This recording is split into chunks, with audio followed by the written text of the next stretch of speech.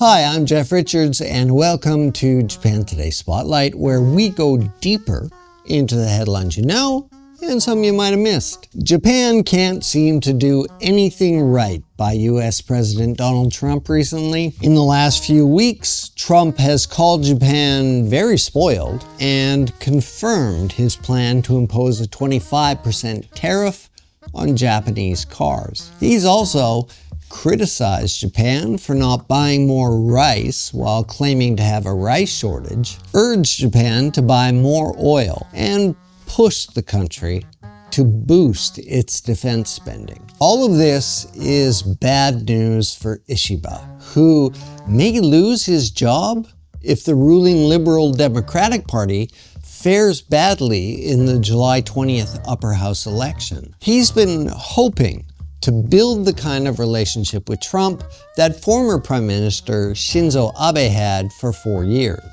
In this week's edition of Japan Today Spotlight, we'll look at the reasons for this strained relationship, what Trump wants, Japan's stance, and the squeeze that Ishiba finds himself in. Ishiba and Trump had what seemed like a good first meeting at the White House in February. Trump praised Ishiba, called Japan a great nation, and said they were going to do great things together. Then in April, Trump announced as part of his Liberation Day tariffs that there would be a 25% tariff on Japanese cars and 24% on all other Japanese imports. Last week, he turned up the heat. Trump floated the idea of raising those tariffs to 30 or even 35% because trade talks had stalled. That's been frustrating for Japan's top trade negotiator, Ryosei Akazawa. He's made 7 trips to Washington, pushing for these tariffs to be removed. That's more visits than any other country, but it was all for nothing. On July 7th, Trump finally sent that letter to Japan declaring the 25% tariff would go into effect on August 1st. The wording was blunt, even threatening.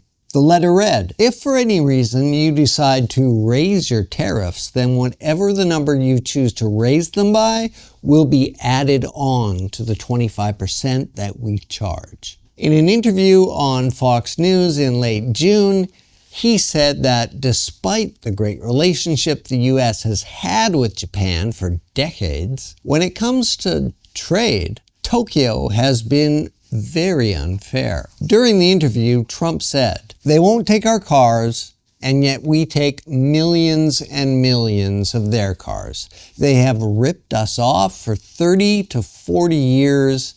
I could send a letter to Japan.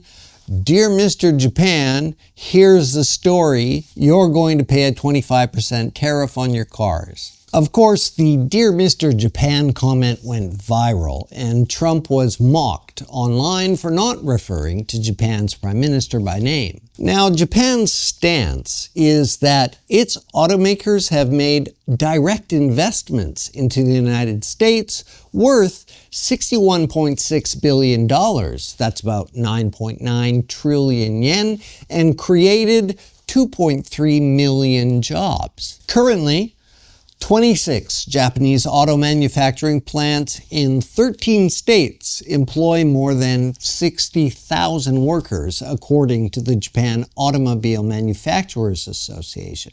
Rice is another point of contention.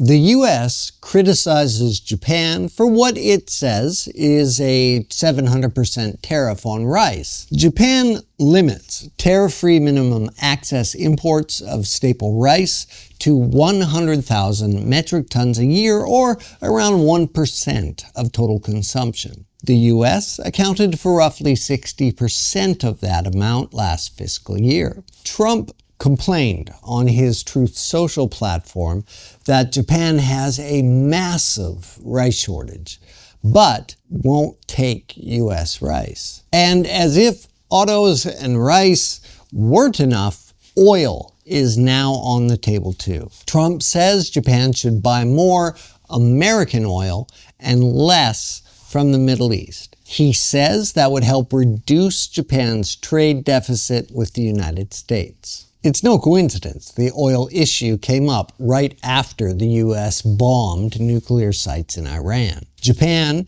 didn't publicly support the attack, and that did not go unnoticed. Japan has good relations with Iran and obtains 90% of its oil from the region. Tokyo was also silent when Trump compared the strikes in Iran to the atomic bombings of Japan at the end of World War II. One longtime thorn in Tokyo's side is the US's demand that it increase its defense budget to 3.5% of its GDP instead of the 2% by 2027 that Japan has already committed to. The higher spending demand was reportedly made by Elbridge Colby, the third most senior Pentagon official. In response, Prime Minister Ishiba said that no other country decides Japan's defense budget. Shortly afterward, Japan canceled a planned July 1st meeting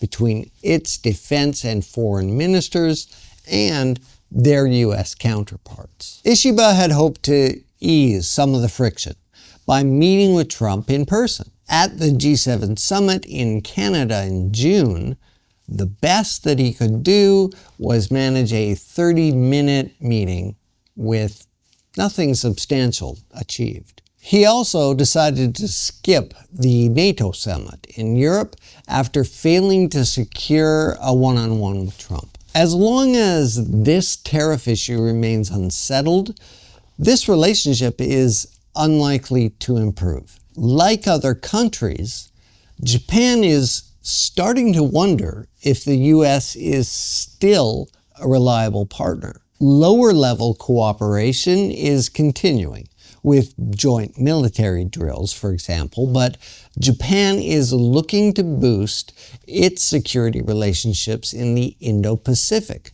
especially with Australia and ASEAN nations. Ishiba is under intense pressure to stand firm against the Trump administration, and his popularity is dropping each week. If his minority government goes down in the July 20th election, Japan will be looking for a new leader. Whatever the case may be, Trump just seems to be winging it. And for his part, Ishiba looks like he's clinging to whatever's left. And with the July 20th election closing in, Japan may be heading for yet another political reset. The alliance, it's still there, but it's hard to say who's leading or if anyone's really in control. What do you think?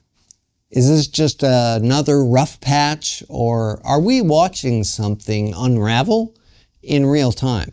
Thanks for watching Japan Today Spotlight, and from the Japan Today newsroom here in Tokyo, I'm Jeff Richards. See me next time.